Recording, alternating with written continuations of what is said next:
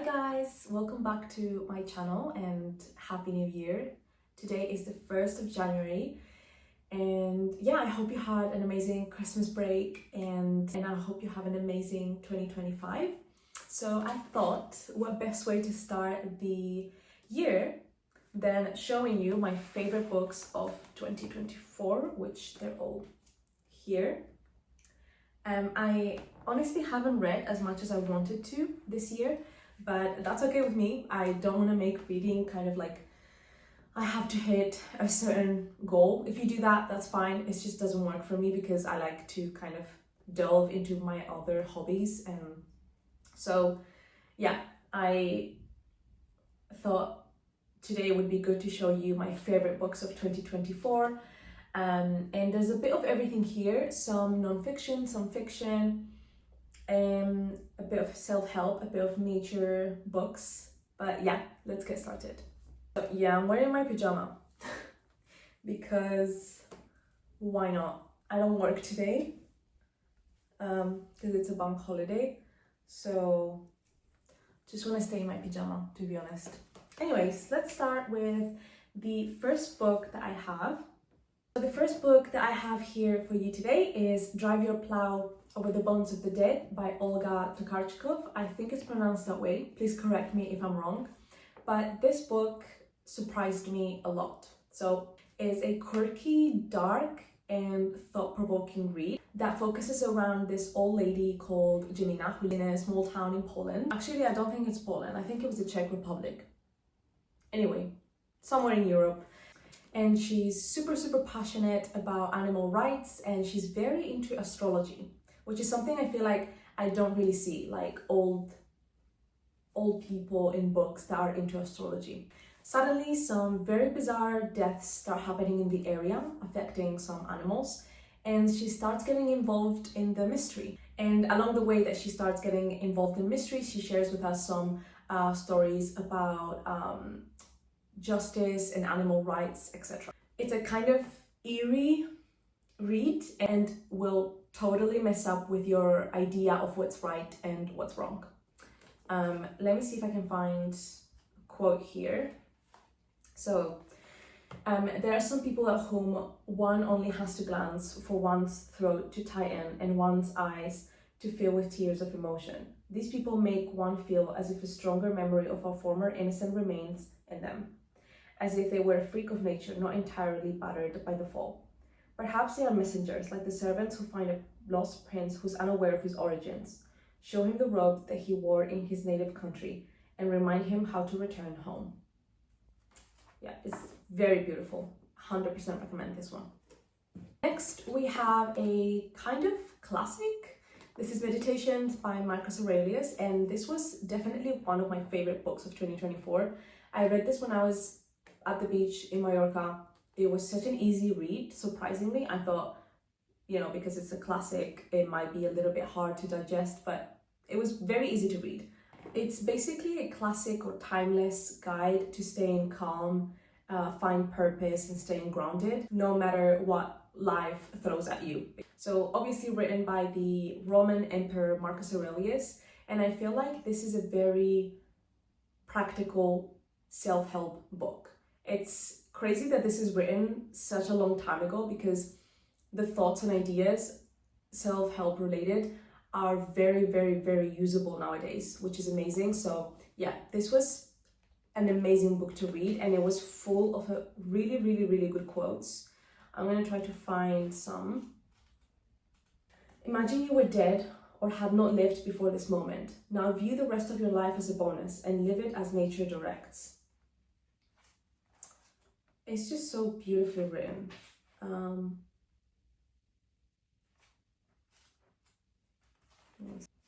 There's a lot of things that he mentioned that are related to the importance of having a community. For example, what does not benefit the hive does not benefit the bee either. Just as you're content with the amount of matter allocated to you, you should be content with your allocation of time.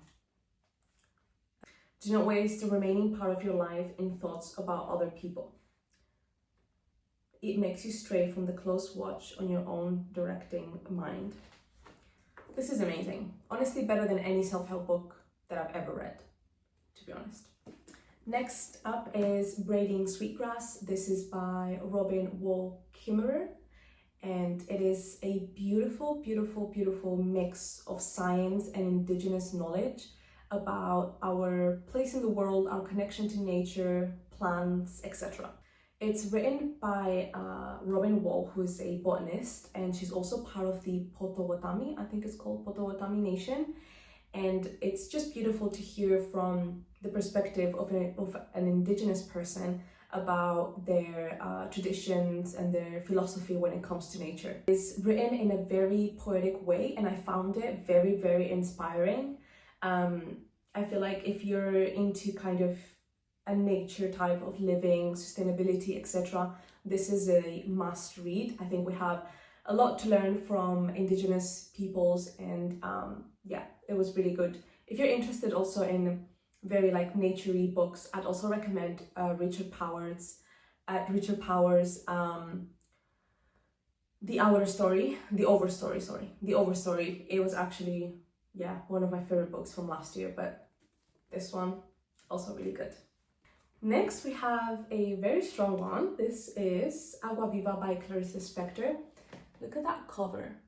I just love it. It's so beautiful. It's a very thin book. You could finish this in a day.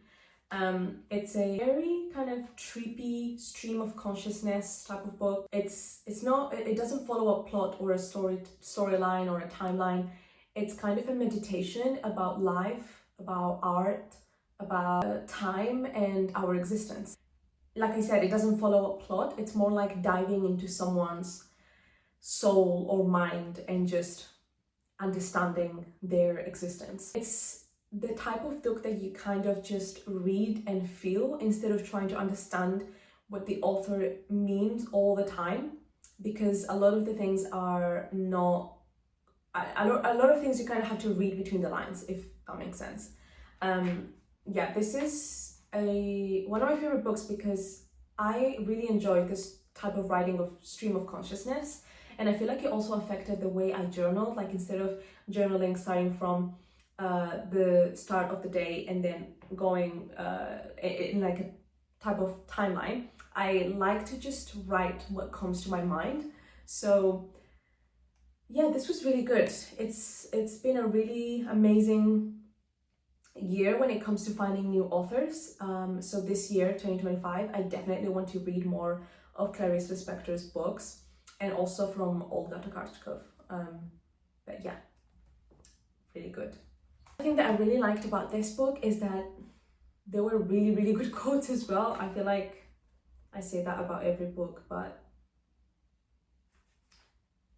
like very simple things like relax in the melancholy. I just kind of love that. She says, now I'm going to write wherever my hand leads. I don't fiddle with whatever it writes. This is a way to have no lag between the instant and I. I act in the core of the instant. But there's still some lag. It starts like this, as love impedes death, and I don't know what I mean by that. I trust in my own incomprehension that gives me life free of understanding. I lost friends. I don't understand death. The horrible duty is to go to the end and counting on no one. To live your life yourself and to suffer as much to do myself a bit, because I can no longer carry the sorrows of the world. What can I do when I feel totally what other people are and feel? Next, we have The Alchemist by Paulo Coelho. I feel like this is almost a classic at this point. Everyone has read it, or at least everyone that I follow. A fable about chasing your dreams. We follow the story of Santiago, a shepherd that lives in Spain. I love this one as well. What am I doing in writing to you? Trying to photograph perfume. Isn't that like so, like how does she think about this? It's so poetic. Who wants to try to find a treasure, but along the way of him finding that treasure, he learns about life, about love, and listening to his heart. It's a very simple book to read. There's not like It's not a hard read and it's very easy to understand, and I feel like it can kind of make you feel like anything is possible. And I really love that it was set in Spain and Morocco, because that's kind of where I'm from. So yeah, it was really good. There are some really good quotes on this one as well. Let me find one. There's one here that says, because it's the thought of Mecca that keeps me alive. That's what helps me face these days that are all the same. These mute crystals on the shelves and lunch and dinner at the same horrible cafe. I'm afraid that if my dream is realized, I'll have no reason to keep going on living. Yeah, so beautiful. Next, we have another amazing find of the year in terms of author, and that is Stefan Zweig. This is The Post Office Girl. I love this cover. My husband got it from me from, I think, eBay, because this is an NYRB cover and I live in the UK, so it's not, I can't get them here. This was also such an amazing book. It's about a girl, I think her name is Christine. She lives in Austria, and she works at a post office, and she, I don't remember if she was like super poor. Yeah, I think she was very poor and she had low means. And suddenly one day her aunt, who's very rich, takes her to a luxury vacation. So she gets her first taste of richness, and that kind of puts a huge impact. It's a huge impact for her, because her whole life she struggled with finances, and when she sees how other people live, it kind of shocks her. And then suddenly the vacation ends and this luxury is stripped out of her, and her life kind of takes a dark turn. It's kind of dark, tragic, raw, and full of emotions. I really like this as well. As you can see, lots of quotes there. Let me find one. Oh, okay. Her conscience can't grasp this contradiction. At home, money has to be saved so patiently, coin by dark, heavy coin, while here it casually flutters into the hand, as though she'd been witnessing a crime. Next, this is a kind of autobiographical book, which I don't really read a lot of, like that type of genre, like biography, but the way that this is written, it's like a story. And it was so interesting. It's really short, and obviously it's Annie Ernaux. She won a Nobel Prize of Literature, so the way that it's written is just so beautiful and poetic. This one specifically, Shame, it looks back at a moment that basically changed her life forever, and that's the moment where her dad almost kills her mom. Through her, I feel like, very sharp writing and direct writing, she unpacks trauma, family, how this feeling or deep feeling of shame that you can develop when you're a kid shapes your identity forever. As you can see, very short book, but I thought that it was very, very, very powerful. I think Annie Ernaux and Clarice Lispector, both of them, have usually very short books, but they're very like unforgettable books. I feel like some books can be like too much, they're too big, and not always the larger book is gonna be better. These were amazing, and I feel like they're just gonna stay in my brain forever. The next one is Lapvona by Otessa Moshfegh. I love that little lamp. It's a wild medieval tale, which is set in a kind of bizarre town full of sin and cruelty. So in the story, we follow Marek, who is a mistreated boy, and he's also kind of a bit strange. So we see him kind of struggle, go through life and see how he navigates a world of power struggles, of religion, sin. It's a little bit dark at times, it's very weird, but that's obviously why someone would be reading Otessa Moshfegh. It's not my favorite Otessa Moshfegh book, but I can still appreciate the story. It's full of kind of unsettling moments and very weird. But yeah, it was really good. Not my favorite of this specific author. I think my favorite one would be My Year of Rest and Relaxation, but it was good. And my final favorite book of the year is Flights by Olga Tokarczuk. I love these, what are they called? Editions, the blue ones. But yeah, this is the second book that I read of Olga this year, this past year, 2024, and it was amazing. This one is thicker. I read it on my trip to Norway, which I felt like it was perfect because it's called Flights. It's a very dreamy, mind-bending story about travel, about life, and the human body. She talks about different stories, some historical, some fictional, and they're kind of all about people that are in the move. So traveling, going places. I really like a chapter that was all about airports and kind of, if you travel a lot, I don't know, I feel like airports are kind of a stagnant place in the world where time doesn't pass. That's kind of weird, but there's a whole chapter about airports and I loved it. And the book overall is separated in different chapters of different stories, so it feels like a patched book full of ideas that make you think about what it means to belong or to not belong. There's also a chapter that I really loved about this book, which was all about roots, and I think there was a drawing about roots as well, which I thought that it was so beautiful. Let me just find it. This one, this drawing here, and there was a quote.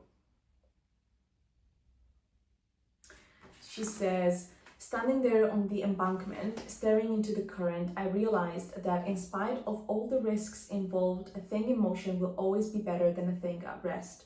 That change will always be a nobler thing than permanence. That which is static will degenerate and decay, turn to ash, while that which is in motion is able to last for all eternity." Wow, I just love it. It's so good. She also talks about how it's very hard for her to put roots into places. This life is not for me. Clearly, I did not inherit whatever gene it is that make it so that when you linger in a place, you start to put down roots. I've tried a number of times, but my roots have always been shallow. I feel like I relate so much to that just because I moved around a lot and I feel like I don't have like roots placed in one specific place in the earth. I don't know. But yeah, these were my favorite books of the year.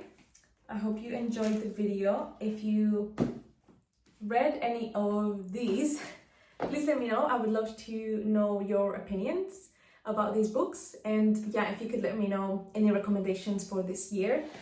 I am very excited to start the year and see what books and what authors I discover.